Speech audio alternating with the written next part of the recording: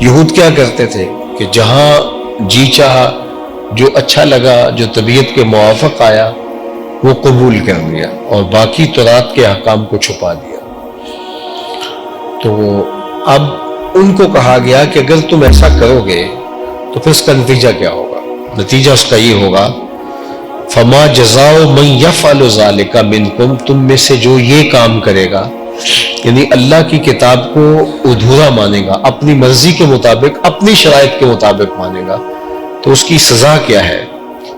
فرمایا الا خزی فی الحیات الدنیا، دنیا کی زندگی میں رسوائی، یہ ہے اس کی سزا دنیا میں، ویوم القیامت یردون الی اشد العذاب، اور قیامت کے دن شدید عذاب کی طرف لٹا دیے جائیں گے۔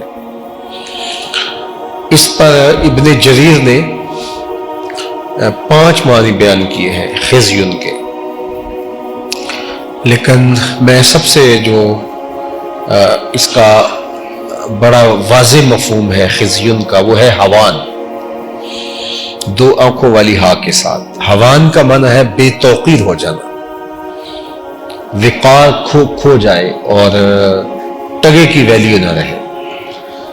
جب تم دین کو اپنی مرضی، اپنی خواہش، اپنی شرائط، اپنے انداز میں تسلیم کرو گے، جہاں سے جی چاہا وہاں دین اٹھا لیا اور جہاں مشکل لگا اس کو چھوڑ دیا، جو نفس پہ شاک ہے اس کو ترک کر دیا، جو نفس پہ شاک نہیں ہے اس کو قبول کر لیا، تو پھر اس کی سزا کیا ہے؟ کہا اس کی سزا معلوم ہے، یعنی اس کی سزا واضح ہے جو ہم نے مقرر کر رکھی ہے، اور پچھلی امتوں نے بھی جب ایسا کیا تو ان کو بھی سزا میں مبتلا کیا۔ تو یہ سزا طے شدہ ہے، متعین ہے اللہ کی طرف سے، اور وہ کیا ہے؟ خزی فی الحیات دنیا، دنیا کی زندگی میں رسوائی، دنیا کی زندگی میں بے توقیری، ایک ٹگے کے برابر ویلیو کا نہ رہنا۔ یہ سزا کس چیز کی ہے؟ کہ جب تم دین کو اپنی شرائط پہ قبول کرو گے، اپنی خواہش پہ قبول کرو گے، اپنی مرضی کے ساتھ چیدہ چیدہ، چنیدہ چنیدہ، شستہ شستہ، تمنا آرزو کے مطابق جب تم لوگے تو پھر اس کا لازمی نتیجہ یہ ہوگا تم رسوا کر دیے جاؤ، چونکہ یہ اللہ کے دین کی اہانت ہے۔ تم نے اس کو ہلکا جانا، اس کے دیے گئے نسخہ شفا کو تم نے اپنی مرضی کے ساتھ اپنی خواہش کے مطابق استعمال کیا، تو وہ یہ گوارا نہیں کرتا۔ تو آخرت کا عذاب الگ ہے، لیکن دنیا میں بھی تمہیں رسوا کر دیا جائے گا۔ اور آج امت مسلمہ جس ہوان میں مبتلا ہے، بے توقیری کی کیفیت ہے۔ میں گزشتہ کئی دنوں سے یہ سوچ رہا تھا کہ دین کی کچھ چیزیں ہیں جو بہت واضح، 2 ٹوک اور کھلی ہیں، اور ہم لوگ ترک کر چکے ہیں۔ ان میں سے ایک جہاد ہے۔ جہاد کو ہم نے چھوڑ دیا ہوا ہے عملاً۔ اعتقاداً اگر کوئی انکار کرے تو کافر ہو جائے گا، لیکن عملاً ہم نے چھوڑ دیا ہے۔ اور ہماری بے توقیری یہ ہے کہ اس کے لیے اگر عالمی طاقتیں ہمیں اجازت دیں تو ہماری رگوں کے اندر خون جوش میں آ جائے۔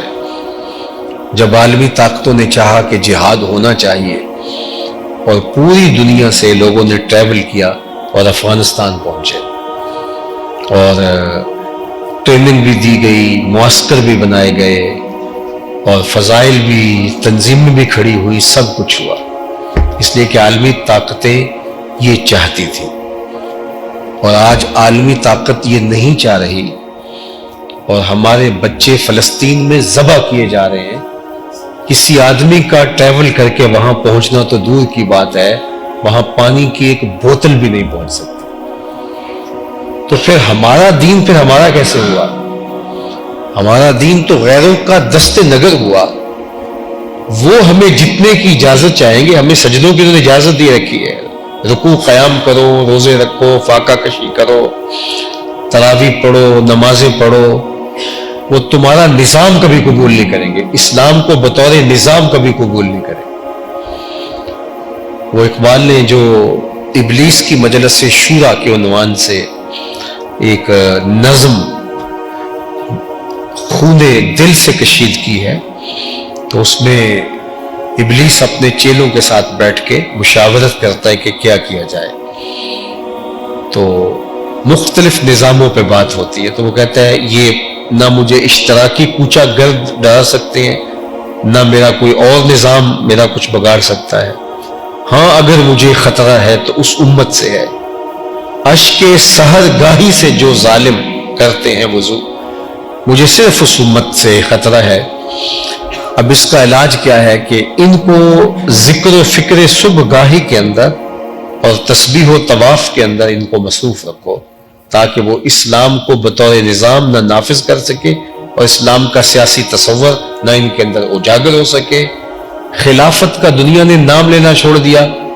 ہم نے مغرب کی لولی لنگڑی جمہوریت کو تسلیم کر لیا، جو ہمارے دکھوں کا مداوا نہیں اور ہمارے درد کا درما نہیں.